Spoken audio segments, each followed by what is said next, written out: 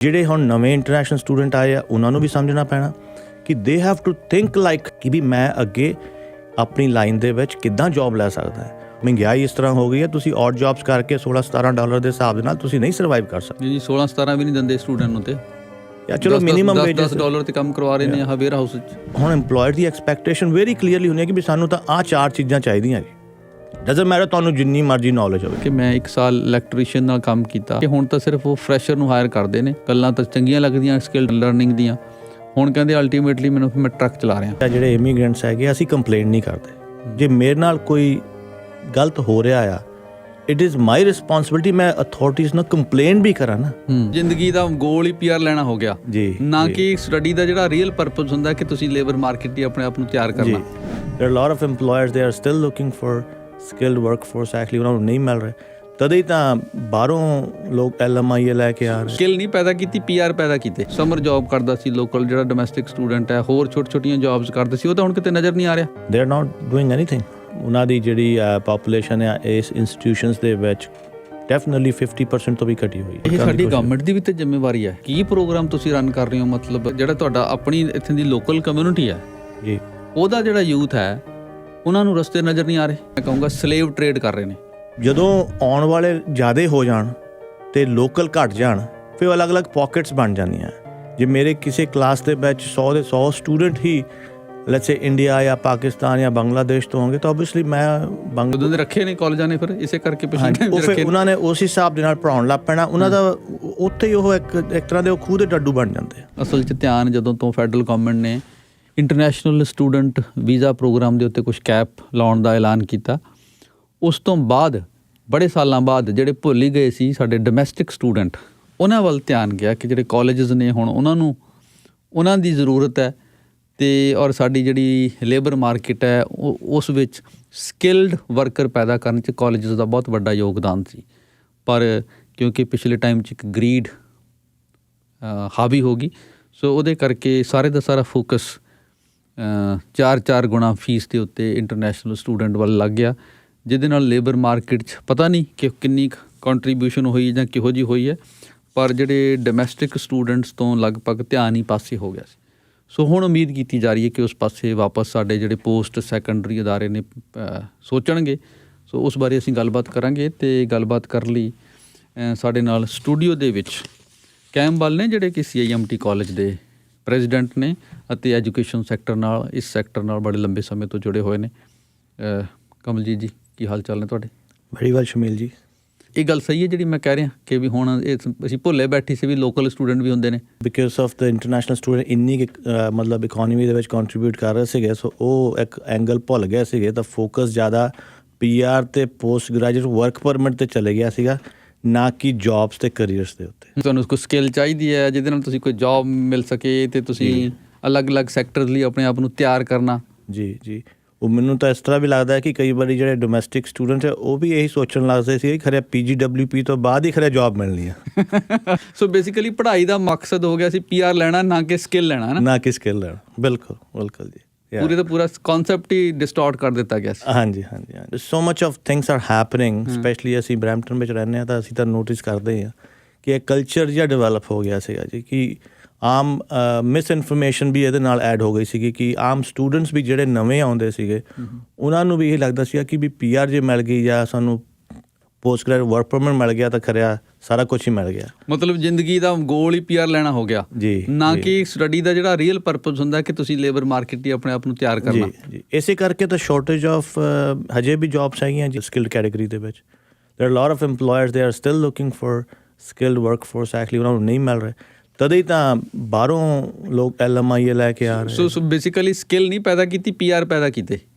ਹਾਂਜੀ, ਇਸ ਤਰ੍ਹਾਂ ਕਹਿ ਸਕਦੇ ਕਾਲਜਸ ਨੇ ਪਿਛਲੇ ਕਈ ਸਾਲਾਂ 'ਚ। ਜੀ, ਕਿਉਂਕਿ ਉਦੋਂ ਇੱਦਾਂ ਵੀ ਹੁੰਦਾ ਜੀ, ਜਦੋਂ ਨਾ ਫੋਕਸ ਹੀ ਕਿਸੇ ਵੀ ਇੰਸਟੀਟਿਊਸ਼ਨਸ ਦਾ ਚੇਂਜ ਹੋ ਕੇ ਇੱਕ ਔਰ ਜਾਂ ਸਟੂਡੈਂਟ ਦਾ ਵੀ ਫੋਕਸ PR 'ਤੇ ਟਿਕ ਜਾਂਦਾ ਹੈ ਤਾਂ ਕੁਆਲਿਟੀ ਆਫ ਐਜੂਕੇਸ਼ਨ ਵੀ ਅਫੈਕਟ ਹੋ ਜਾਣ ਲੱਗ ਪੈਂਦੀ ਹੈ। ਨਾ ਪੜ੍ਹਨ ਵਾਲੇ ਤਾਂ ਨਾ ਪੜ੍ਹਾਉਣ ਵਾਲੇ, ਦੋਨੋਂ ਹੀ ਸੋਚਣ ਲੱਗ ਪੈਂਦੇ ਆ ਕਿ ਵੀ ਇਹਨਾਂ ਦਾ ਪਰਪਸ, ਇਹਨਾਂ ਦਾ ਓਬਜੈਕਟਿਵ ਵੀ ਤਾਂ PGWP ਆ ਜਾਂ PR ਆ, ਅਤੇ ਸਾਡਾ ਵੀ ਇਹੀ ਹੈ, ਤਾਂ ਅਸੀਂ ਕਿਉਂ ਮਤਲਬ ਇੰਸਟਰਕਟਰਸ ਵੀ ਆਬਵੀਅਸਲੀ ਉਹਦੇ ਹਿਸਾਬ ਨਾਲ ਨਾ ਇੰਸਟਰਕਟਰ ਵੀ ਸੋਚਦਾ ਮੈਂ ਕੀ ਪੜ੍ਹਾ ਕੇ ਲੈਣਾ ਇਹਨਾਂ ਨੂੰ, ਜਦੋਂ ਇਹਨਾਂ ਦਾ ਇੰਟਰਸਟ ਹੀ ਨਹੀਂ ਹੈ ਪੜ੍ਹਨ 'ਚ। ਜੀ ਜੀ ਇਹਨਾਂ ਦਾ ਤਾਂ ਇਹ ਹੈ ਕਿ ਵੀ ਇਹ ਕਾਗਜ਼ੀ ਕਾਰਵਾਈ ਪੂਰੀ ਕਰਨ ਲਈ ਕਲਾਸ ਲਾ ਲੈਣ ਜੀ, ਤੇ ਬਾਕੀ ਆਪਣੀ ਜੌਬ ਕਰਨ, ਖਰਚੇ ਪੂਰੇ ਕਰਨ ਲਈ। ਤੇ ਨਾਲੇ ਇੱਕ ਚੀਜ਼ ਹੋਰ ਵੀ ਹੈ ਸ਼ਮੀਲ ਜੀ ਕਿ ਜਦੋਂ ਵੀ ਕੋਈ ਇੰਟਰਨੈਸ਼ਨਲ ਸਟੂਡੈਂਟ ਕਿਸੇ ਵੀ ਕੰਟਰੀ ਵਿੱਚ ਜਾਂਦਾ ਹੈ ਤਾਂ ਸਕਿਲਡ ਤਾਂ ਨੌਲੇਜ ਲੈਣਾ ਤਾਂ ਇੱਕ ਓਬਜੈਕਟਿਵ ਹੈਗਾ ਹੀ ਹੈਗਾ, ਉਹਦੇ ਨਾਲ ਸਭ ਤੋਂ ਜ਼ਿਆਦਾ ਇੰਪੋਰਟੈਂਟ ਆ ਇਟ ਇਜ਼ ਕਿ ਤੁਸੀਂ ਬਾਕੀ ਉਸ ਕੰਟਰੀ ਦੇ ਨਾਲ ਇੰਟੀਗ੍ਰੇਟ ਹੋਣਾ ਹੈ, ਉਹਦੇ ਕਲਚਰ ਦੇ ਨਾਲ ਇੰਟੀਗ੍ਰੇਟ ਹੋਣਾ ਹੈ। ਜਦੋਂ ਆਉਣ ਵਾਲੇ ਜ਼ਿਆਦਾ ਹੋ ਜਾਣ ਅਤੇ ਲੋਕਲ ਘੱਟ ਜਾਣ, ਫਿਰ ਕੀ ਹੁੰਦਾ ਹੈ ਕਿ ਉਹ ਇੰਟੀਗ੍ਰੇਸ਼ਨ ਨਹੀਂ ਹੁੰਦੀ, ਉਹ ਡਿਸਇੰਟੀਗ੍ਰੇਸ਼ਨ ਹੋ ਜਾਂਦੀ ਹੈ। ਫਿਰ ਉਹ ਅਲੱਗ-ਅਲੱਗ ਪੋਕਟਸ ਬਣ ਜਾਂਦੀਆਂ। ਜੇ ਮੇਰੇ ਕਿਸੇ ਕਲਾਸ ਦੇ ਵਿੱਚ 100 ਦੇ 100 student he let's say India ਜਾਂ ਪਾਕਿਸਤਾਨ ਜਾਂ ਬੰਗਲਾਦੇਸ਼ ਤੋਂ ਹੋਣਗੇ ਤਾਂ ਓਬਵੀਅਸਲੀ ਮੈਂ ਉਦੋਂ ਦੇ ਰੱਖੇ ਨੇ ਕਾਲਜਾਂ ਨੇ, ਫਿਰ ਇਸੇ ਕਰਕੇ ਉਹ ਫਿਰ ਉਹਨਾਂ ਨੇ ਉਸ ਹਿਸਾਬ ਦੇ ਨਾਲ ਪੜ੍ਹਾਉਣ ਲੱਗ ਪੈਣਾ। ਉਹਨਾਂ ਦਾ ਉੱਥੇ ਹੀ ਉਹ ਇੱਕ ਤਰ੍ਹਾਂ ਦੇ ਉਹ ਖੂਹ ਦੇ ਡੱਡੂ ਬਣ ਜਾਂਦੇ ਆ।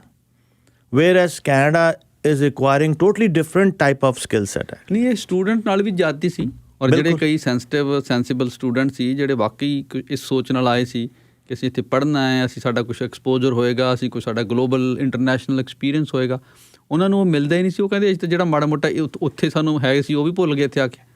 ਬਿਲਕੁਲ ਸ਼ਮੀਲ ਜੀ, ਨਾਲੇ ਇਹ ਵੀ ਹੁੰਦਾ ਨਾ ਕਿ 18 ਸਾਲ ਤੋਂ ਬਾਅਦ 12ਵੀਂ ਤੋਂ ਬਾਅਦ ਸਪੈਸ਼ਲੀ ਜਿਹੜਾ ਬੱਚਾ ਇੱਥੇ ਆਇਆ ਉਹ ਇੱਕ ਉਮਰ ਵੀ ਹੁੰਦੀ ਹੈ, ਉਹਨਾਂ ਨੂੰ ਨਹੀਂ ਪਤਾ ਹੁੰਦਾ। ਦੇ ਨੋ ਕਿ ਬਈ ਠੀਕ ਹੈ ਬਈ ਮੈਂ ਬਾਹਰ ਜਾ ਕੇ ਪੜ੍ਹਨਾ ਆ, ਕੀ ਪੜ੍ਹਨਾ ਆ, ਉਹਦਾ ਕੀ ਆਊਟਕਮ ਹੋਊਗਾ, ਹਰੇਕ ਬੱਚਾ ਨਹੀਂ ਸੋਚ ਸਕਦਾ ਉਸ ਉਮਰ ਦੇ ਉੱਤੇ। ਅਸੀਂ ਵੀ ਨਹੀਂ ਸੋਚ ਸਕਦੇ ਸੀਗੇ ਉਦੋਂ, ਤੇ ਤੁਹਾਨੂੰ ਇੰਨਾ ਗਿਆਨ ਨਹੀਂ ਹੁੰਦਾ ਹੈ। ਤੁਹਾਨੂੰ ਤਾਂ ਉਦੋਂ ਇੰਨਾ ਹੀ ਚਾਅ ਹੁੰਦਾ ਹੈ ਕਿ ਵੀ ਮੈਂ ਕਿਤੇ ਨਵੇਂ ਚਾਹ 'ਤੇ ਜਾ ਰਿਹਾ ਹਾਂ ਜਿੱਥੇ ਇੱਕ ਚੀਜ਼ ਚੰਗੀ ਹੈਗੀ ਆ, ਡਿਵੈਲਪ ਨੇਸ਼ਨ ਹੈਗਾ ਆ। ਫਿਰ ਪਿਕਚਰਾਂ ਮੈਂ ਦੇਖੀਆਂ ਆ, ਉਹਦੀਆਂ ਅਲੱਗ-ਅਲੱਗ ਬੰਦਿਆਂ ਨੂੰ ਮਿਲਿਆ ਆ, ਇੱਕ ਡਿਵੈਲਪਡ ਕੰਟਰੀ ਹੈਗੀ ਆ, ਮੈਨੂੰ ਉੱਥੇ ਸਿੱਖਣ ਨੂੰ ਮਿਲੂਗਾ। ਪਰ ਜਦੋਂ ਇੱਥੇ ਆਉਂਦਾ ਤਾਂ ਇਸ ਚੀਜ਼ ਦੇ ਵਿੱਚ ਜਦੋਂ ਫਸਦਾ ਤਾਂ ਓਬਵੀਅਸਲੀ ਉਹਦਾ ਪਰਪਸ ਹੀ ਡਿਫੀਟ ਹੋ ਜਾਂਦਾ, ਉਹਦਾ ਇੱਕ ਪਾਥਵੇ ਚੇਂਜ ਹੋ ਜਾਂਦਾ। ਕਮਲਜੀਤ ਜੀ, ਕਿਹੜੇ ਪ੍ਰਾਈਵੇਟ ਜਾਂ ਜਿਹੜੇ ਹੋਰ ਕਾਲਜਸ ਨੇ ਉਹਨਾਂ 'ਚ ਕਈਆਂ ਬਾਰੇ ਤਾਂ ਇਹ ਕਿਹਾ ਗਿਆ ਕਿ ਉਹਨਾਂ 'ਚ 100% ਸਟੂਡੈਂਟ ਹੀ ਫੋਰਨ ਸਟੂਡੈਂਟ ਸੀ। ਕਿੰਨੇ ਕੁ ਕਾਲਜਸ ਇਹੋ ਜਿਹੇ ਹੋਣਗੇ? ਕਿਉਂਕਿ ਕਈ ਵਾਰ ਹੈਰਾਨੀ ਹੁੰਦੀ ਹੈ, ਕਿਉਂਕਿ ਸਾਨੂੰ ਤਾਂ ਹੁਣ ਐਂ ਲੱਗਣ ਲੱਗ ਗਿਆ ਵੀ ਕਾਲਜਸ ਦਾ ਮਤਲਬ ਹੀ ਇੰਟਰਨੈਸ਼ਨਲ ਸਟੂਡੈਂਟ ਹੁੰਦਾ, ਅਤੇ ਜਿਨ੍ਹਾਂ ਨੇ ਸਾਰੇ ਦੌਰ ਦੌਰਾਨ ਵੀ ਜਿਹੜੇ ਡੋਮੈਸਟਿਕ ਸਟੂਡੈਂਟਸ ਨੇ ਉਹ ਮੈਜੋਰਿਟੀ ਰਹੇ ਨੇ ਜਿੱਥੇ। ਕਿੰਨੇ ਕੁ ਹੋਣਗੇ ਇਹੋ ਜਿਹੇ ਕਾਲਜਸ? ਇੱਕ ਨਾ ਉਸ ਤੋਂ ਪਹਿਲਾਂ ਮੈਂ ਤੁਹਾਡੇ ਸਵਾਲ ਦਾ ਜਵਾਬ ਦਵਾਂ ਸ਼ਮੀਲ ਜੀ, ਇੱਕ ਛੋਟਾ ਜਿਹਾ ਮੈਂ ਤੁਹਾਨੂੰ ਇੱਕ ਹੋਰ ਦੱਸਣਾ ਚਾਹੁੰਦਾ, ਸ਼ਾਇਦ ਸਾਰਿਆਂ ਨੂੰ ਨਾ ਪਤਾ ਹੋਵੇ ਕਿ ਦੇਰ R 4 type of institutions, right. ਇੱਕ ਤਾਂ ਯੂਨੀਵਰਸਿਟੀਜ਼ ਹੋ ਗਈਆਂ, ਸਾਨੂੰ ਸਾਰਿਆਂ ਨੂੰ ਪਤਾ ਹੈ। ਇੱਕ ਹੈਗੇ public colleges, for example Sheridan ਲਾ ਲਓ। Public colleges means government funded college ਹੈ ਨਾ। ਥਰਡ ਜਿਹੜੇ ਕਾਲਜਸ ਨੋਨ ਸੀਗੇ ਇਹ ਸੀਗੇ ਪ੍ਰਾਈਵੇਟ ਕਾਲਜਸ, ਜਾਂ ਉਹਨਾਂ ਨੂੰ ਕਹਿੰਦੇ ਪ੍ਰਾਈਵੇਟ ਕਰੀਅਰ ਕਾਲਜਸ। ਇਹ 3 ਤਰ੍ਹਾਂ ਦੇ ਇੰਸਟੀਟਿਊਸ਼ਨਸ ਕੈਨੇਡਾ ਦੇ ਵਿੱਚ ਹਰੇਕ ਪ੍ਰੋਵਿੰਸ ਦੇ ਵਿੱਚ ਹੁੰਦੇ ਆ। ਚੌਥਾ ਜਿਹੜਾ ਇੰਸਟੀਟਿਊਸ਼ਨਸ ਆ ਜਿਹੜਾ ਕਿ during this whole international programme ਦੇ ਵਿੱਚ ਪੈਦਾ ਹੋਇਆ, ਨਵੀਂ ਕਾਰਡ ਸੀ ਹਾਂਜੀ, ਉਹ ਸੀਗੀ ਪਬਲਿਕ ਪ੍ਰਾਈਵੇਟ ਇੰਸਟੀਟਿਊਸ਼ਨਸ। ਐਕਚੁਅਲੀ ਇਹ ਪਬਲਿਕ ਪ੍ਰਾਈਵੇਟ ਇੰਸਟੀਟਿਊਸ਼ਨ ਸੀਗੀ ਜਿਨ੍ਹਾਂ ਨੇ ਪਬਲਿਕ ਕਾਲਜਸ ਦੇ ਨਾਲ ਕਰੀਕੂਲਮ ਲਾਇਸੈਂਸਿੰਗ ਦੇ ਥਰੂ ਆਪਣੀਆਂ ਉਹਨਾਂ ਨੇ ਲੋਕੇਸ਼ਨਾਂ ਖੋਲ੍ਹੀਆਂ GTA ਦੇ ਵਿੱਚ। These are the 4th type of. ਇਹ ਜਿਹੜੇ 4th ਟਾਈਪ ਆਫ ਇੰਸਟੀਟਿਊਸ਼ਨ ਹੈ ਜੀ, ਮੇਰੇ ਹਿਸਾਬ ਦੇ ਨਾਲ ਆਲਮੋਸਟ 100% ਜਿਹੜੇ ਸੀਗੇ ਸਾਰੇ ਇੰਟਰਨੈਸ਼ਨਲ ਸਟੂਡੈਂਟ ਹੀ ਸੀਗੇ, ਕਿਉਂਕਿ ਇਹਨਾਂ ਦਾ ਪਰਪਸ ਹੀ ਇਹ ਸੀਗਾ ਕਿ ਵੀ ਕੋਈ ਨਾਰਥ ਸਡਬਰੀ ਦੇ ਵਿੱਚ ਕੋਈ ਕਾਲਜ ਹੋਵੇ ਜਾਂ ਕੋਈ ਵਿੰਡਸਰ ਦੇ ਵਿੱਚ ਕੋਈ ਸੈਂਟ ਕਲੇਅਰ ਵਰਗਾ ਕਾਲਜ ਹੋਵੇ ਤਾਂ ਉਹਨਾਂ ਨੇ ਇੱਥੇ ਇੰਸਟੀਟਿਊਸ਼ਨਸ ਦੇ ਨਾਲ ਐਗਰੀਮੈਂਟ ਕਰਕੇ ਇੱਥੇ ਖੋਲ੍ਹੇ ਸੀ, ਕਿਉਂਕਿ ਇੰਟਰਨੈਸ਼ਨਲ ਸਟੂਡੈਂਟ ਉਹਨਾਂ ਰੂਰਲ ਏਰੀਆ ਵਿੱਚ ਨਹੀਂ ਜਾਣਾ ਚਾਹੁੰਦੇ ਸੀਗੇ।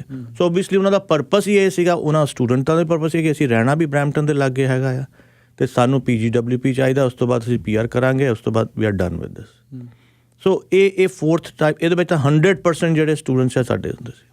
ਯੂਨੀਵਰਸਿਟੀਜ਼ ਵਿੱਚ ਤੁਸੀਂ ਦੇਖ ਲਓ, ਉਹਦੇ ਵਿੱਚ ਨੰਬਰ ਇੰਨਾ ਜ਼ਿਆਦਾ ਨਹੀਂ ਹੈ।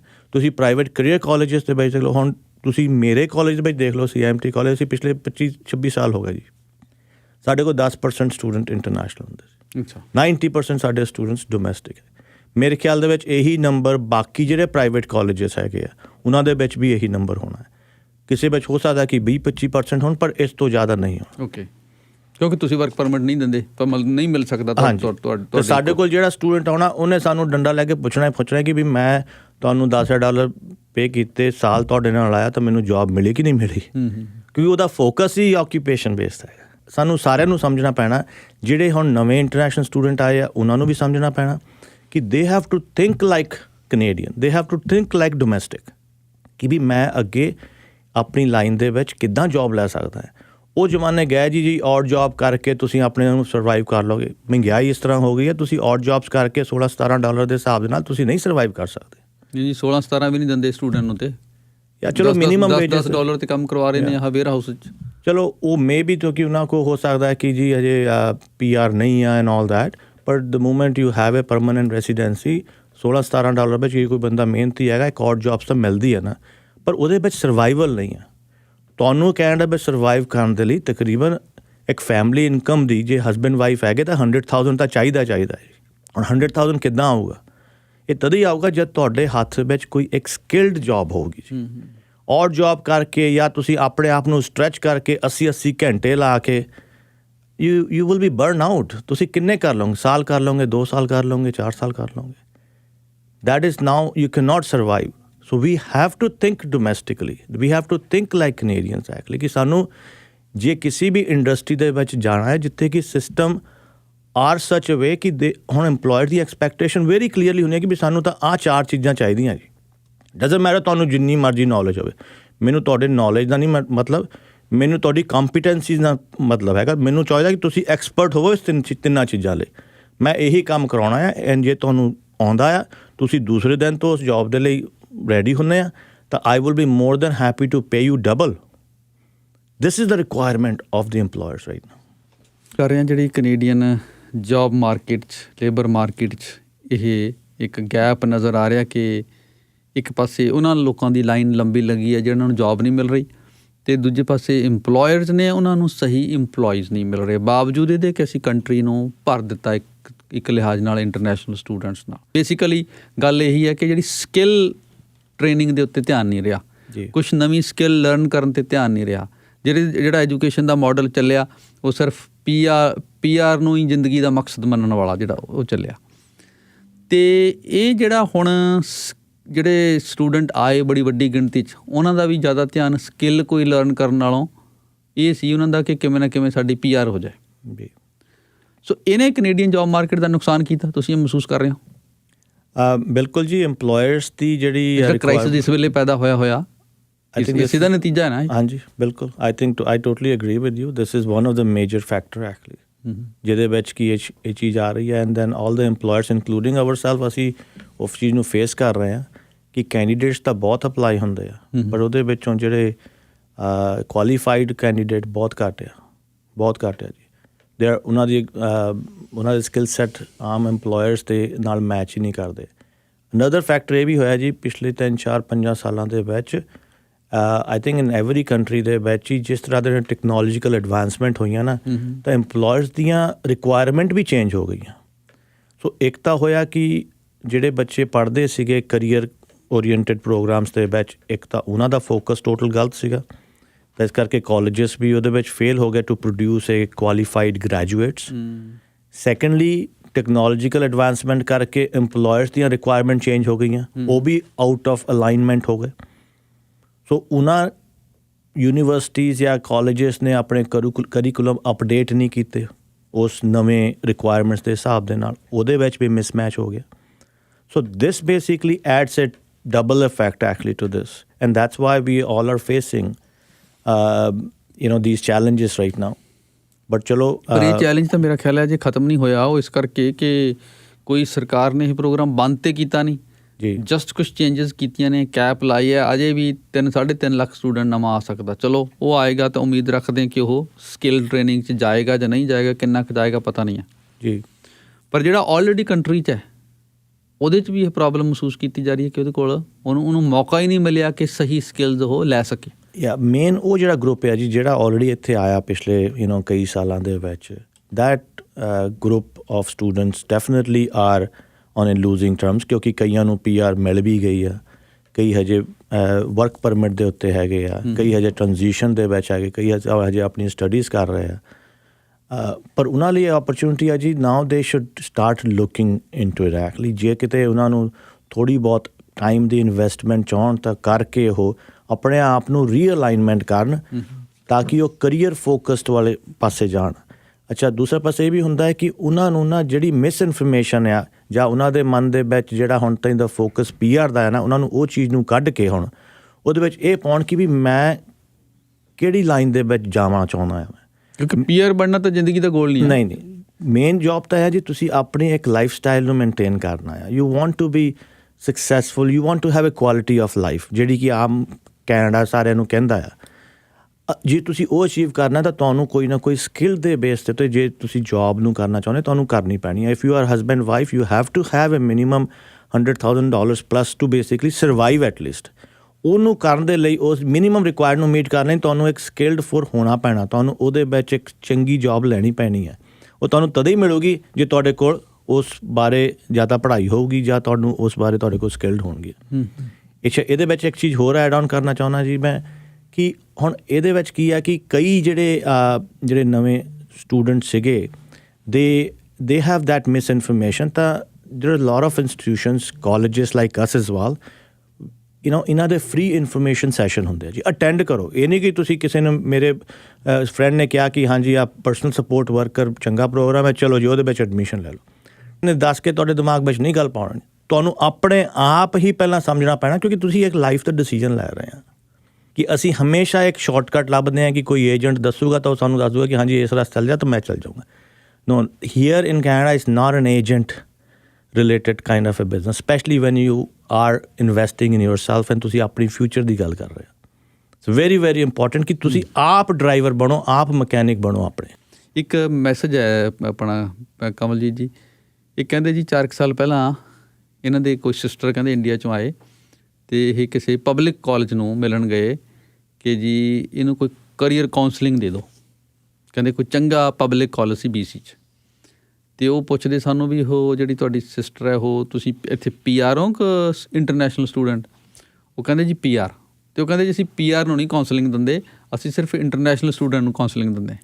ਬਿਲਕੁਲ ਯਾ it's very unfortunate but yeah that's true in some cases। ਬਿਲਕੁਲ। ਅੱਛਾ, ਦੂਸਰੀ ਹੁਣ ਇੱਕ ਇਹ ਵੀ ਸਿਚੁਏਸ਼ਨ ਹੈ, ਇਹ ਵੀ ਇੱਕ ਸੈਗਮੈਂਟ ਹੈ ਜਿਹਦੀ ਇਸ ਵੇਲੇ ਕੋਈ ਸੁਣਵਾਈ ਨਹੀਂ ਹੋਈ ਪਿਛਲੇ ਟਾਈਮ 'ਚ। ਜਿਹੜਾ ਸਾਡਾ ਡੋਮੈਸਟਿਕ ਸਟੂਡੈਂਟ ਇੱਥੇ ਪੜ੍ਹ ਰਿਹਾ ਸੀ ਜੀ, ਉਹਨਾਂ ਨੂੰ ਜੋਬ 'ਚ ਵੀ ਪ੍ਰੋਬਲਮ ਹੈ ਅਤੇ ਉਹ ਬਹੁਤ ਸਾਰੇ ਜਿਹੜੇ ਸੋ ਕਾਲ ਪਬਲਿਕ ਕਾਲਜ ਸੀ, ਵੱਡੇ ਵੱਡੇ ਨਾਮ, ਉੱਥੇ ਹੁਣ ਜਾਣਾ ਨਹੀਂ ਸੀ ਚਾਹੁੰਦੇ ਜੀ, ਕਿਉਂਕਿ ਉਹ ਉੱਥੇ ਜਾ ਕੇ ਆਪਣੇ ਸ਼ਹਿਰ 'ਚ ਆਪਣੇ ਮੁਲਕ 'ਚ ਉੱਥੇ ਜਾ ਕੇ ਉਹਨਾਂ ਨੂੰ ਲੱਗਦਾ ਸੀ ਕਿਤੇ ਬਾਹਰ ਪੜ੍ਹਨ ਆ ਗਏ। ਬਿਲਕੁਲ ਇਹੋ ਜਿਹਾ ਮਾਹੌਲ ਹੋ ਗਿਆ ਸੀ। ਬਿਲਕੁਲ। ਉਹ ਫਿਰ ਜਿਹੜਾ ਹੁਣ ਡੋਮੈਸਟਿਕ ਸਟੂਡੈਂਟ ਹੈ, ਯੂਥ ਹੈ ਪਿਛਲੇ ਟਾਈਮ 'ਚ, ਉਹ ਕੀ ਕਰ ਰਿਹਾ? ਫਿਰ ਕਈ ਵਾਰ ਇਸ ਨੂੰ ਲੈ ਕੇ ਵੀ ਸਵਾਲ ਉੱਠਦੇ ਕਿਉਂਕਿ ਅੱਗੇ ਉਹ ਸਮਰ ਜੋਬ ਕਰਦਾ ਸੀ ਲੋਕਲ, ਜਿਹੜਾ ਡੋਮੈਸਟਿਕ ਸਟੂਡੈਂਟ ਹੈ ਹੋਰ ਛੋਟੀਆਂ ਜੋਬਸ ਕਰਦਾ ਸੀ, ਉਹ ਤਾਂ ਹੁਣ ਕਿਤੇ ਨਜ਼ਰ ਨਹੀਂ ਆ ਰਿਹਾ ਜੀ। ਉਹ ਕਿੱਥੇ ਗਿਆ, ਕੀ ਕਰ ਰਿਹਾ ਹੁਣ? ਉਹ they are not doing anything, they are just drained, they are confused. Not everybody is able to graduate from the university. ਹਰੇਕ ਆਪਣੇ ਬੱਚੇ ਦਾ ਇੱਕ ਮਾਈਂਡ ਸੈਟ ਹੁੰਦਾ, ਇੱਕ ਆਪਣੇ ਦਾ ਮੈਂਟਲ ਲੈਵਲ ਵੀ ਹੁੰਦਾ ਹੈ, ਅਤੇ they are trying to find some other alternative ways now. ਉਹਨਾਂ ਦੀ ਜਿਹੜੀ ਪਾਪੂਲੇਸ਼ਨ ਆ ਇਸ ਇੰਸਟੀਟਿਊਸ਼ਨਸ ਦੇ ਵਿੱਚ ਡੈਫੀਨਿਟਲੀ 50% ਤੋਂ ਵੀ ਘਟੀ ਹੋਈ ਹੈ।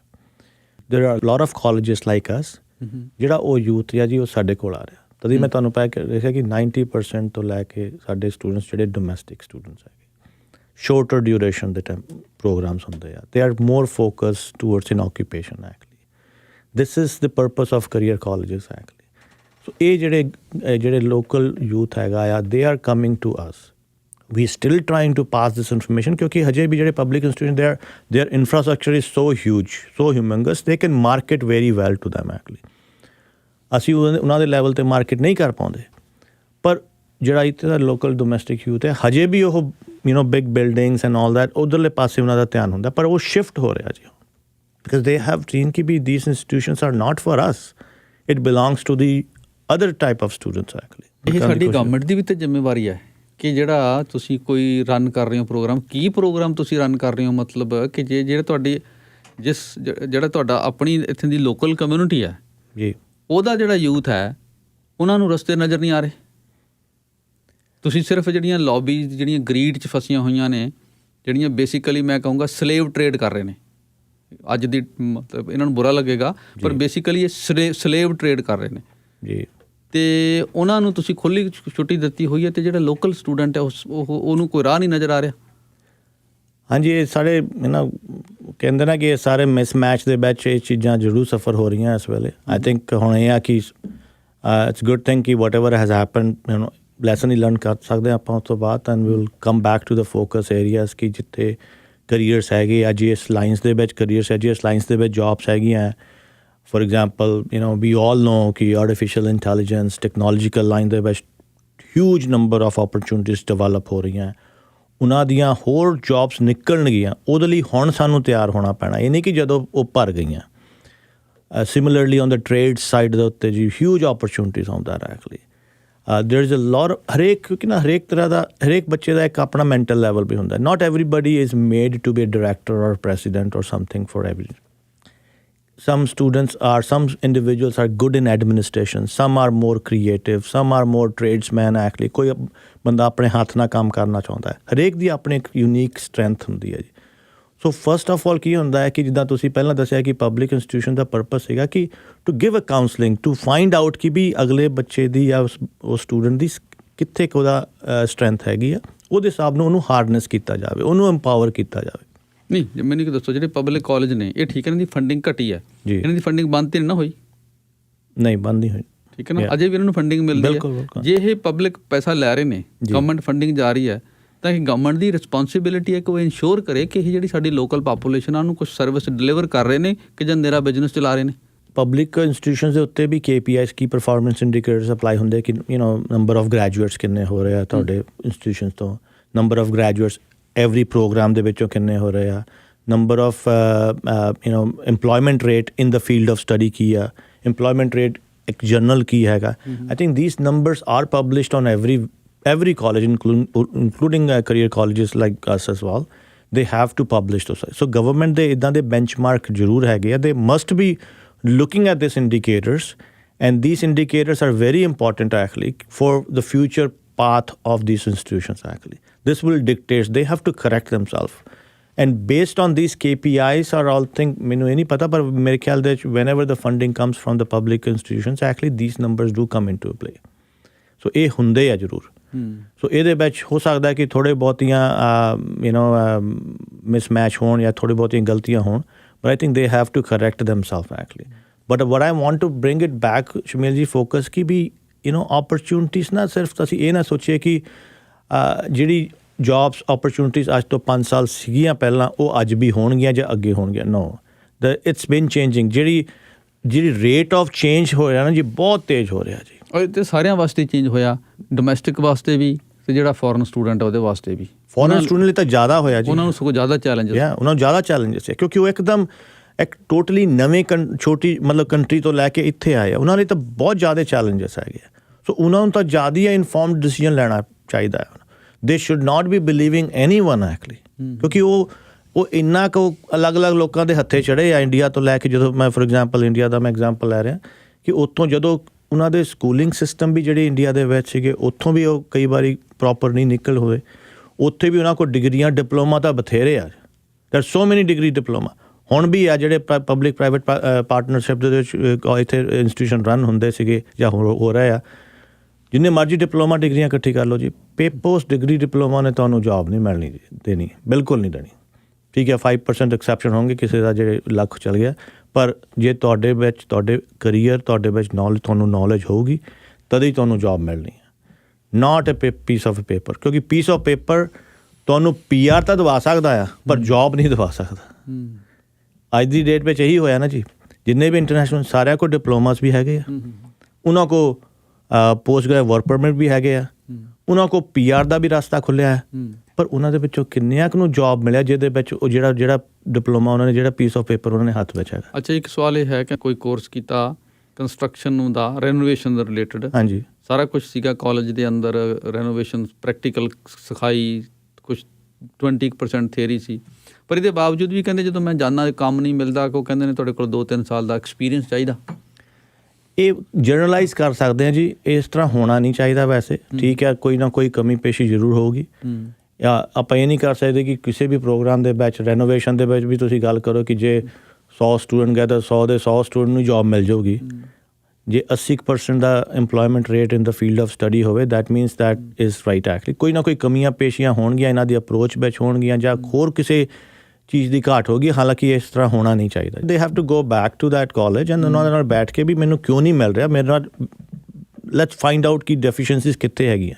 ਕਿਤੇ ਨਾ ਕਿਤੇ ਡੈਫੀਸ਼ੀਐਂਸੀਜ਼ ਹੋਣਗੀਆਂ ਨਾ, ਹੋ ਸਕਦਾ ਅਪਰੋਚ ਵਿੱਚ ਗਲਤ ਹੋਵੇ, ਹੋ ਸਕਦਾ ਕਿ ਮੈਂ ਗਲਤ ਇੰਪਲੋਇਰ ਨੂੰ ਕੰਟੈਕਟ ਕਰਦਾ ਹੋਵਾਂ, ਹੋ ਸਕਦਾ ਕਿ ਮੈਨੂੰ ਪਤਾ ਹੀ ਨਾ ਹੋਵੇ ਕਿ ਮੈਂ ਇੰਪਲੋਇਰ ਜਿਹੜੇ ਜਿਨ੍ਹਾਂ ਕੋਲ ਪ੍ਰੋਪਰ ਕੰਪਨੀ ਸੀ ਨਹੀਂ, ਮੈਂ ਉੱਥੇ ਅਪਲਾਈ ਕਰ ਰਿਹਾ। There will be a mismatch of understanding ਹੋ ਸਕਦਾ, ਤੁਹਾਡੇ ਰੈਜ਼ੂਮੇ ਦੇ ਵਿੱਚ ਪ੍ਰੋਬਲਮ ਹੋ ਸਕਦੀ ਆ, your communication skills may not be as adequate ਜਿਹੜਾ ਉਹ employer ਲੱਭਦਾ। there are so many factors, but ਜੇ ਅਸੀਂ ਜਨਰਲੀ ਸਪੀਕਿੰਗ ਜਿੱਥੇ ਜੌਬਸ ਹੈਗੀਆਂ, ਜਿਹੜੇ ਕਰੀਅਰਸ ਦੇ ਵਿੱਚ, ਜੇ ਆਪਾਂ ਟ੍ਰੇਡਸ ਦੀ ਗੱਲ ਕਰ ਰਹੇ ਹਾਂ, ਹੁਣ ਇਹਦਾ ਜ਼ਰੂਰੀ ਨਹੀਂ ਕਿ ਜਿੰਨੇ ਵੀ ਪਲੰਬਰ ਹੈ ਜੀ ਸਾਰਿਆਂ ਨੂੰ ਜੌਬ ਮਿਲਦੀ ਆ। ਇਹ ਵੀ ਨਹੀਂ ਆ ਕਿ ਜਿੰਨੇ ਵੀ ਪਰਸਨਲ ਸਪੋਰਟ ਵਰਕਰ ਸਾਨੂੰ, ਮਤਲਬ 80 to 90% ਹੈਗੇ ਆ ਜਿਨ੍ਹਾਂ ਨੂੰ ਮਿਲਦੀ ਆ। ਇਹਦੇ ਵਿੱਚ chances, probability of finding a job is 80 to 90%। Certain sectors ਹੈਗੇ ਜਿੱਥੇ probability of finding a job 10% ਹੈ ਔਰ ਈਵਨ 5% ਹੈ। ਤਾਂ ਅਸੀਂ ਕਿਉਂ ਉੱਧਰਲੇ ਪਾਸੇ ਜਿੱਥੇ ਜਾਈਏ ਜਿੱਥੇ 5 to 10% ਦੀ ਪ੍ਰੋਬੇਬਿਲਿਟੀ ਹੈਗੀ ਆ। ਇਹ ਨਹੀਂ ਕਿ ਉੱਥੇ ਜੌਬਸ ਨਹੀਂ ਹੈਗੀਆਂ ਆ, ਬਟ ਵੈਰੀ ਲੈਸ। ਅਤੇ ਜਿਹੜੇ ਉੱਥੇ ਤੁਹਾਨੂੰ you have to compete with high skilled people. ਤੁਹਾਨੂੰ ਨਾ ਪਹਿਲੀ ਗੱਲ ਇਹ ਵੀ ਹੈ ਕਿ ਹੁਣ ਤੁਹਾਨੂੰ 2-2, 3-3 ਸਾਲ ਪੜ੍ਹਨ ਦੀ ਲੋੜ ਨਹੀਂ ਜੀ। ਆਈ ਮੀਨ ਜੇ ਤੁਸੀਂ ਆਲਰੇਡੀ ਇੱਥੇ ਪੜ੍ਹ ਚੁੱਕੇ ਆ, you are 25 years plus actually or 30 years, get a career related, 4-6 ਮਹੀਨੇ 8 ਮਹੀਨੇ ਸਾਲ ਮੈਕਸੀਮਮ ਇੱਦਾਂ ਦੇ ਕੋਈ ਪ੍ਰੋਗਰਾਮਸ ਤੁਹਾਡੇ ਕੋਲ ਹੋਣ ਜਿਹਦੇ ਵਿੱਚ ਕਿ ਤੁਸੀਂ ਜੌਬ ਮਾਰਕੀਟ ਵਿੱਚ ਛੇਤੀ ਵੱਧ ਸਕੋ। ਜੇ ਤੁਸੀਂ 2-2, 3-3 ਸਾਲ ਦੇ ਕੋਈ ਡਿਪਲੋਮਾ ਲੈ ਕੇ ਨਿਕਲੋਗੇ, ਉਦੋਂ ਤੱਕ ਤਾਂ ਇੰਪਲੋਇਰ ਦੀਆਂ ਰਿਕੁਆਇਰਮੈਂਟ ਫੇਰ ਚੇਂਜ ਹੋ ਜਾਣੀਆਂ। ਫਿਰ ਤਾਂ ਤੁਸੀਂ ਉਸ ਦੇ ਤੋਂ ਕਦੇ ਵੀ ਬਾਹਰ ਨਹੀਂ ਨਿਕਲ ਪਾਓਗੇ। ਇੱਕ ਲਖਵੀਰ ਸੰਧਾ ਹੋਰਾਂ ਦਾ ਮੈਸੇਜ ਹੈ, ਕਹਿੰਦੇ ਮੈਂ ਕਿਸੇ ਜਿਹੜਾ ਕਾਲਜ ਨਾਲ ਇਹ ਇਲੈਕਟ੍ਰੀਸ਼ੀਅਨ ਦਾ ਕੋਰਸ ਕਰਨ ਦੀ ਕੋਸ਼ਿਸ਼ ਕੀਤੀ ਜੀ, ਪਰ ਉਹ ਕਹਿੰਦੇ ਤੁਹਾਡਾ ਕੋਈ ਸਪਾਂਸਰ ਚਾਹੀਦਾ, ਮਤਲਬ ਵਿੱਚ ਹੀ ਰਹਿ ਗਿਆ। ਕਹਿੰਦੇ ਮੇਰਾ ਸੁਪਨਾ। ਇਹ ਸਪਾਂਸਰ ਵਾਲੀ ਕੀ ਗੱਲ ਹੈ, ਸਮਝ ਨਹੀਂ ਆਈ। ਸਪਾਂਸਰਸ਼ਿਪ ਦਾ ਤਾਂ ਮੈਨੂੰ ਵੀ ਨਹੀਂ ਸਮਝ ਆਇਆ ਕਿ ਕਹਿੰਦੇ, ਪਰ ਵੈਸੇ ਹੁੰਦਾ ਨਹੀਂ ਜੀ। ਅੱਛਾ, if somebody wants to become ਇਹਨਾਂ ਨੂੰ ਵੈਸੇ ਸਪਾਂਸਰ ਮੀਨਸ ਕਿ ਨਾ ਅਪ੍ਰੈਂਟਿਸਸ਼ਿਪ ਹੁੰਦੀ ਆ ਕਿ ਉਹ ਤੁਹਾਨੂੰ ਇਲੈਕਟ੍ਰੀਸ਼ੀਅਨ ਤੁਹਾਨੂੰ ਅੱਗੇ ਮੇਰੇ ਖਿਆਲ ਉਹ ਜਿਹੜੀ ਜੇ ਮੈਂ ਇਲੈਕਟ੍ਰੀਸ਼ੀਅਨ ਹੋਵਾਂ ਐਕਸਪੀਰੀਅੰਸ ਵਾਸਤੇ, ਹਾਂ, ਜੇ ਤੁਸੀਂ ਲੱਭਦੇ ਆ ਤਾਂ ਤੁਹਾਨੂੰ ਮੇਰੇ ਨਾਲ 2 ਸਾਲ 3 ਸਾਲ ਕੰਮ ਕਰਨਾ ਪਊਗਾ in number of hours actually. So I have to offer you ਕਿ ਸ਼ਮੀਲ ਜੀ ਆ ਜਾਓ, ਤੁਸੀਂ ਮੇਰੇ ਨਾਲ 2 ਸਾਲ ਕੰਮ ਕਰੋ, I will not pay you fully but I will pay you something, and ਉਸ ਤੋਂ ਬਾਅਦ ਤੁਸੀਂ ਉਹਦੀ ਪ੍ਰੀ ਰਿਕੁਆਇਰਮੈਂਟ ਫੁਲਫਿਲ ਕਰ ਜਾਂਦੇ ਆ, you write an exam and you become a full fledged electrician. ਆਪਣਾ ਕਮਲਜੀਤ ਜੀ ਇੱਕ ਮੈਸੇਜ ਹੈ ਮਨਜਿੰਦਰ ਹੋਰਾਂ ਦਾ ਕਿ ਮੈਂ 1 ਸਾਲ ਇਲੈਕਟ੍ਰੀਸ਼ੀਅਨ ਨਾਲ ਕੰਮ ਕੀਤਾ, ਵਾਅਦਾ ਸੀ ਕਿ ਤੈਨੂੰ ਮਤਲਬ ਕੁਛ ਰਜਿਸਟਰਡ ਅਪ੍ਰੈਂਟਿਸਸ਼ਿਪ ਦਾ ਕੋਈ ਵਾਅਦਾ ਸੀ, ਅਤੇ ਪਰ ਹੋ ਕੇ ਗਿਆ ਕਿ ਹੁਣ ਤਾਂ ਸਿਰਫ ਉਹ ਫਰੈਸ਼ਰ ਨੂੰ ਹਾਇਰ ਕਰਦੇ ਨੇ ਅਤੇ ਗੱਲ ਬਣੀ ਨਹੀਂ। ਕਹਿੰਦੇ ਗੱਲਾਂ ਤਾਂ ਚੰਗੀਆਂ ਲੱਗਦੀਆਂ ਸਕਿੱਲ ਲਰਨਿੰਗ ਦੀਆਂ, ਹੁਣ ਕਹਿੰਦੇ ਅਲਟੀਮੇਟਲੀ ਮੈਂ ਟਰੱਕ ਚਲਾ ਰਿਹਾ। ਸ਼ਮੀਰ ਜੀ ਐਕਚੁਅਲੀ ਹੋਰ ਵੀ ਆ, ਆਪਣੀ ਸ਼ਾਇਦ ਆਦਤ ਆ, ਜਿਹੜੇ ਇਮੀਗ੍ਰੈਂਟਸ ਹੈਗੇ ਅਸੀਂ ਕੰਪਲੇਂਟ ਨਹੀਂ ਕਰਦੇ। ਜੇ ਮੇਰੇ ਨਾਲ ਕੋਈ ਗਲਤ ਹੋ ਰਿਹਾ ਆ, ਇਟ ਇਜ਼ ਮਾਈ ਰਿਸਪੋਂਸਿਬਿਲਿਟੀ, ਮੈਂ ਅਥਾਰਟੀਜ਼ ਨਾਲ ਕੰਪਲੇਂਟ ਵੀ ਕਰਾਂ ਨਾ। ਇਹ ਨਹੀਂ ਕਿ ਸਿਰਫ ਉਹਦਾ ਜੋ ਬੰਦਾ ਕਹਿੰਦਾ ਇੰਪਲੋਇਰ ਮੈਨੂੰ ਜੋ ਕਰਦਾ ਉਹਦੇ ਹਿਸਾਬ ਨਾਲ ਮੈਂ ਤੁਰ ਜਾਵਾਂ। ਯੂ ਹੈਵ ਟੂ ਕੰਪਲੇਂਟ ਇਸ ਵਾਲ। ਦੇਰ ਇਜ਼ ਜੇ ਇੱਥੇ ਸਿਸਟਮ ਹੈਗਾ, ਕਿਉਂਕਿ ਅਸੀਂ ਉਸ ਕੰਟਰੀਆਂ ਤੋਂ ਆਏ ਹਾਂ ਜਿੱਥੇ ਕੰਪਲੇਂਟ ਦਾ ਕੋਈ ਮਤਲਬ ਨਹੀਂ ਨਿਕਲਦਾ। ਇੱਥੇ ਐਟਲੀਸਟ ਨਿਕਲ ਦੀ ਸੰਭਾਵਨਾ ਕਿਤੇ ਜ਼ਿਆਦਾ ਆ। So if you are not happy with anything, there are rules and regulations then you should be complaining about them actually. Report these incidents actually, ਨਾ ਕਿ ਅਸੀਂ ਆਪਣੇ ਆਪ ਦੇ ਵਿੱਚ ਉਸ ਚੀਜ਼ ਨੂੰ ਫਿਕਸ ਕਰਾਂਗੇ, ਇੱਕ ਕਮਿਊਨਿਟੀ ਨੂੰ ਵੀ ਫਿਕਸ ਕਰਾਂਗੇ। ਇਹ ਸਾਡੀ ਮੋਰਲ ਰਿਸਪੋਂਸਿਬਿਲਿਟੀ ਵੀ ਹੈ। ਕੰਪਲੇਨ ਕਰੋ, ਉਸ ਬੰਦੇ ਬਾਰੇ ਜਿਹੜੇ ਵੀ ਅਥਾਰਟੀਜ਼ ਹੈਗੀਆਂ ਉਹਨੂੰ ਰਿਪੋਰਟ ਕਰੋ ਨਾ, ਸੋ ਦੈਟ ਐਟਲੀਸਟ ਦੈਟ ਤੁਸੀਂ ਤੁਹਾਡੇ ਨਾਲ ਜੇ ਇਹ ਗਲਤ ਹੋਇਆ ਤਾਂ ਕਿਸੇ ਹੋਰ ਨਾਲ ਨਹੀਂ ਫਿਰ ਹੋਊਗਾ। ਮੇਰਾ ਖਿਆਲ ਹੈ ਇਹ ਵੀ ਇੱਕ ਇੰਪੋਰਟੈਂਟ ਫੈਕਟਰ ਹੈ ਜਿਹਦੇ ਕਰਕੇ ਜਿਹੜੇ ਬਹੁਤ ਸਾਰੇ ਇੰਪਲੋਇਰਸ ਜਾਂ ਹੋਰ ਜਿਹੜੇ ਤਰਜੀਹ ਦਿੰਦੇ ਨੇ ਇਮੀਗ੍ਰੈਂਟ ਨੂੰ ਕਿ ਇਹਨਾਂ ਨੇ ਸ਼ਿਕਾਇਤ ਨਹੀਂ ਕਰਨੀ। ਬਿਲਕੁਲ ਹੈ ਜੀ, ਇਹਨਾਂ ਨੂੰ ਅਸੀਂ ਐਕਸਪਲੋਇਟ ਕਰ ਸਕਦੇ ਆਪਣੀ ਮਰਜ਼ੀ ਨਾਲ। ਬਿਲਕੁਲ, ਐਕਸਪਲੋਇਟ ਵੀ ਉਹੀ ਹੁੰਦਾ ਜੀ ਜਿਹੜਾ ਕਰਨ ਜੇ ਮੈਂ ਤੁਹਾਨੂੰ ਨਾ ਕਰਨ ਦੇਵਾਂ ਤਾਂ ਮੈਂ ਨਹੀਂ ਹੋਣਾ। ਜੇ ਮੇਰੇ ਵਿੱਚ ਹੀ ਕਮੀਆਂ ਹੋਣਗੀਆਂ ਤਾਂ ਮੈਂ ਵੀ ਫਿਰ 4 ਸੋਚੂੰਗਾ ਕਿ ਮੈਂ ਤਾਂ ਆਪ ਗਲਤ ਕੰਮ ਕਰ ਰਿਹਾ, ਸੋ ਫਿਰ ਓਬਵੀਅਸਲੀ ਮੇਰਾ ਵੀ ਉਸ ਹਿਸਾਬ ਨਾਲ ਆਊਟਕਮ ਹੋ ਜਾਂਦਾ। So I think it's also in our DNA ਕਹਿ ਲਓ ਕਿ ਅਸੀਂ ਕਈ ਵਾਰੀ ਉਸ ਚੀਜ਼ ਨੂੰ ਨਹੀਂ ਉਸ ਲੈਵਲ 'ਤੇ ਜਾਂਦੇ।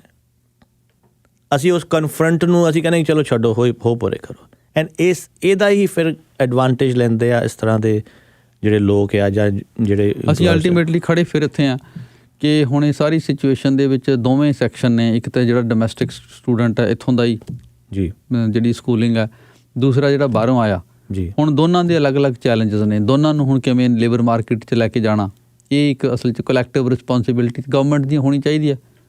ਆਪਾਂ ਤਾਂ ਉਹਦੇ ਚੈਲੰਜਸ ਹੀ ਡਿਸਕਸ ਕਰ ਰਹੇ ਹਾਂ। ਹਾਂਜੀ, ਐਗਰੀ। ਆਈ ਥਿੰਕ ਇਹਦੇ ਵਿੱਚ institutions has to play a big role. Government ਦੀ ਸਪੋਰਟ ਤਾਂ ਓਬਵੀਅਸਲੀ ਹੋਣੀ ਆ। ਉਹਨਾਂ ਨੇ ਤਾਂ ਕਹਿਣਾ ਹੈ ਕਿ that's what the main purpose of institutions, basically ਤੁਸੀਂ ਆਪਣੇ ਗ੍ਰੈਜੂਏਟਸ ਨੂੰ ਇਸ ਇੰਪਲੋਇਮੈਂਟ ਲਈ ਰੈਡੀ ਕਰੋ। So institutions has to play a role, provide more information, provide the counseling actually, try to assess them ਕਿ ਕਿਸ ਬੱਚੇ ਦੀ ਕਿਹੜੀ ਅਸੈਸਮੈਂਟ ਮਤਲਬ ਕੀ ਸਟਰੈਂਥ ਆ ਕੀ ਵੀਕਨੈਸ ਆ ਲੈਂਗੁਏਜ ਪ੍ਰੋਫੀਸ਼ੀਐਂਸੀ ਕਿੰਨੀ ਕੁ ਹੈਗੀ ਆ ਕਿਤੇ ਉਹਨਾਂ ਦਾ ਇੰਟਰਸਟ ਹੈਗਾ there are so many options actually. For example, not every job is good for every male, not every job is good for every female. There are certain sectors ਦੇ ਵਿੱਚ female better fit into that actually. There are certain things ਜਿਹਦੇ ਵਿੱਚ creativity ਦੀ ਲੋੜ ਨਹੀਂ ਹੁੰਦੀ ਆ. For example, any administrative jobs, any administrative, ਤੁਸੀਂ ਕਿਸੇ ਆਫਿਸ ਦੀ ਐਡਮਿਨਿਸਟ੍ਰੇਸ਼ਨ ਦੇ ਵਿੱਚ ਦੇਖ ਲਓ, ਬਿਜ਼ਨਸ ਦੀ ਐਡਮਿਨਿਸਟ੍ਰੇਸ਼ਨ ਦੇ ਵਿੱਚ ਦੇਖ ਲਓ, ਜਾਂ ਅਕਾਊਂਟਿੰਗ ਦੇ ਵਿੱਚ ਐਡਮਿਨਿਸਟ੍ਰੇਸ਼ਨ ਦੇ ਵਿੱਚ ਦੇਖ ਲਓ, ਜਾਂ ਤੁਸੀਂ ਟੈਕਨੀਕਲ ਸਾਈਡ ਦੇ ਵਿੱਚ ਵੀ ਐਡਮਿਨਿਸਟ੍ਰੇਟਿਵ ਦੀ ਜੋਬ ਹੈਗੀਆਂ. ਫੋਰ ਐਗਜ਼ਾਮਪਲ ਨੈਟਵਰਕ ਐਡਮਿਨਿਸਟ੍ਰੇਸ਼ਨਸ ਹੈਗੇ ਆ, ਨੈਟਵਰਕ ਐਡਮਿਨਿਸਟ੍ਰੇਟਰਸ ਹੈਗੇ ਆ, ਜਾਂ ਡੇਟਾਬੇਸ ਐਡਮਿਨਿਸਟ੍ਰੇਟਰਸ ਹੈਗੇ ਆ. Administrative jobs are easy to get in ਕਿਉਂਕਿ ਐਡਮਿਨਿਸਟ੍ਰੇਟਿਵ ਨੇਚਰ ਦੇ ਵਿੱਚ ਹੈਗੀਆਂ ਉਹ ਚੀਜ਼ਾਂ ਆਲਰੇਡੀਆਂ ਬਣੀਆਂ ਹੋਈਆਂ. ਤੁਹਾਨੂੰ ਸਿਰਫ ਉਹਨਾਂ ਨੂੰ ਸਿੱਖਣਾ ਹੈ ਕਿ ਹਾਊ ਟੂ ਆਪਰੇਟ ਨਵੀਂ ਚੀਜ਼ ਕੋਈ ਕਰਨ ਦੀ ਲੋੜ ਨਹੀਂ ਹੁੰਦੀ. ਸੋ ਦੇਰ ਸੋ ਮੈਨੀ things like this. So basically ਹੁਣ ਸਾਡਾ ਸਰਕਾਰ ਦਾ ਫੋਕਸ ਕਾਫੀ ਵੱਡੇ ਪੱਧਰ 'ਤੇ ਹੋਣਾ ਚਾਹੀਦਾ ਸਕਿੱਲ ਟ੍ਰੇਨਿੰਗ 'ਚ. ਇੱਥੇ ਇੱਕ ਕਿਸੇ ਦੋਸਤ ਦਾ ਮੈਸੇਜ ਵੀ ਹੈ ਪਰਮ ਧੁੱਗਾ ਹੋਰਾਂ ਦਾ ਕਿ ਜਿਹੜਾ ਫਿਰ ਕ੍ਰਾਈਮ 'ਚ ਜਦੋਂ ਜਾ ਰਿਹਾ ਇਸੇ ਕਰਕੇ ਜਾ ਰਿਹਾ ਜਦੋਂ ਉਹਦੇ ਕੋਲ ਕੋਈ ਸਕਿੱਲ ਨਹੀਂ ਹੈ ਅਤੇ ਉਹ ਕਿਸੇ ਸੈਕਟਰ 'ਚ ਆਪਣੀ ਪਛਾਣ ਨਹੀਂ ਬਣਾ ਪਾ ਰਿਹਾ ਜਿਹੜਾ ਸਟੂਡੈਂਟ ਉਹਦੇ ਕੋਲ ਤੇ ਫਿਰ ਕ੍ਰਾਈਮ ਵੀ ਰਹਿ ਜਾਂਦਾ. It's a by product of it actually. ਜਿਹੜਾ ਖਾਲੀ ਦਿਮਾਗ ਹੈਗਾ ਜਿਹੜੀ ਉਹਦੀਆਂ ਐਸਪੀਰੇਸ਼ਨਸ ਨਹੀਂ ਮੀਟ ਹੁੰਦੀਆਂ ਜਦੋਂ ਨੋਰਮਲ ਚੈਨਲਸ ਤੋਂ ਲੈ ਕੇ ਫਿਰ then this basically seeds those kind of thoughts ਹੈ. ਸੋ ਜੇ ਗੱਲ ਨੂੰ ਅਸੀਂ ਆਪਣੇ ਖਤਮ ਕਰਨਾ ਹੋਏ ਕਿ ਇਸ ਵੇਲੇ ਬਹੁਤ ਵੱਡੇ ਪੁਸ਼ ਦੀ ਲੋੜ ਹੈ, ਬਹੁਤ ਵੱਡੇ ਹੰਭਲੇ ਦੀ ਲੋੜ ਹੈ, ਬਹੁਤ ਵੱਡੇ ਜਿਹੜੀ ਸਰਕਾਰ ਦੀ ਫੋਕਸ ਦੀ ਜ਼ਰੂਰਤ ਹੈ ਕਿ ਯੂਥ ਨੂੰ ਸਹੀ ਸਕਿੱਲ ਟ੍ਰੇਨਿੰਗ ਮਿਲੇ. ਨਹੀਂ ਤਾਂ ਅਦਰਵਾਈਜ਼ ਅਸੀਂ ਕ੍ਰਾਈਸਿਸ ਦੇ ਮੂੰਹ 'ਤੇ ਖੜ੍ਹੇ ਹਾਂ. ਐਗਰੀ ਬਿਲਕੁਲ ਠੀਕ ਹੈ. ਬਹੁਤ ਬਹੁਤ ਸ਼ੁਕਰੀਆ ਜੀ. Thank you.